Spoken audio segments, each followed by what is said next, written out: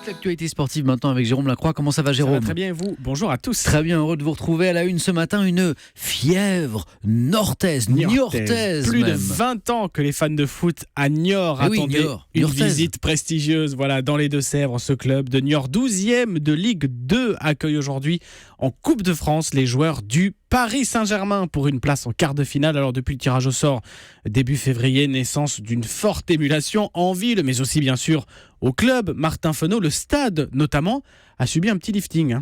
Oui, pourtant, quand il descend sous les tribunes, Rodolphe Sarriot, ancien joueur du club, sent cette odeur de peinture fraîche sur les murs. Mais ça ne suffit pas, dit-il, à camoufler l'aspect vieillot des vestiaires. Je pense que ça va choquer les Parisiens. Il n'y a pas eu de grands travaux de fait depuis le temps où moi je jouais ici, c'était il y a 25 ans. À part les casiers métalliques bleus, ce sont les mêmes portes en bois et le même carrelage gris. On n'est pas dans des grands vestiaires comme dans les clubs de football modernes, ne serait-ce qu'en termes de superficie, on n'est pas dans le même monde, quoi. Et ça va sûrement un peu les surprendre.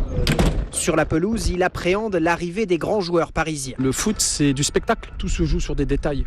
Et tous les détails comptent, quoi. Mais le maire Jérôme Baloge estime que c'est l'esprit de la compétition. C'est la Coupe de France. Tous les joueurs du PSG ou d'ailleurs ont commencé dans un petit club, dans des petits vestiaires et ont progressé. Et ça leur rappellera quelques bons souvenirs. Et une tribune supplémentaire a été installée pour 900 supporters de plus, même si elle n'est pas couverte en cas d'intempérie. Martin Fenot, envoyé spécial d'Europe 1 à Niort, ce stade René Gaillard où les Niortais ont tenu à jouer. Ce soir sera garni de 10 000 supporters. Ils auraient pu aller jouer ailleurs, mais ils ont tenu à jouer. Et à on Niort. le rappelle, Jérôme, en Coupe de France, c'est élimination directe. tout est possible. Voilà, exactement. Oui. Coup d'envoi 18h30 également ce soir, notamment Marseille-Monaco.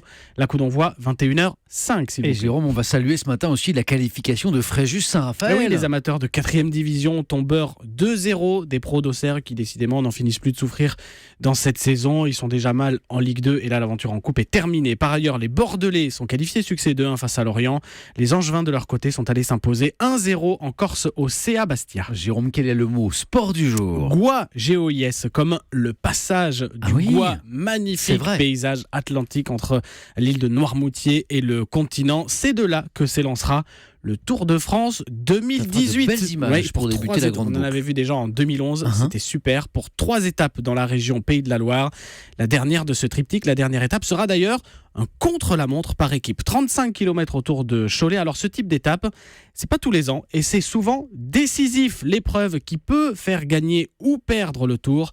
Suspense en vue donc, et Christian Prudhomme, le patron de l'épreuve, bien sûr, s'en réjouit. L'une des particularités des chronos par équipe, c'est de se jouer à la seconde près. C'est en tout cas ce qui s'est passé lors des 2 derniers chronos par équipe du Tour de France, aussi bien à Nice en 2013 qu'en Bretagne entre Vannes et Plumelec en 2015. Christian Prudhomme au micro Europe 1 d'Émilie Bonneau, départ du Tour 2018 le 30 juin, ce sera un peu plus tôt, départ de l'édition 2017 le 1er juillet depuis Düsseldorf en Allemagne. Jérôme, enfin, l'histoire du jour. La Coupe du Monde de foot à 48 équipes à partir de 2026, eh bien ça se dessine. Ce projet controversé mais ardemment souhaité par Gianni Infantino, le patron de la FIFA.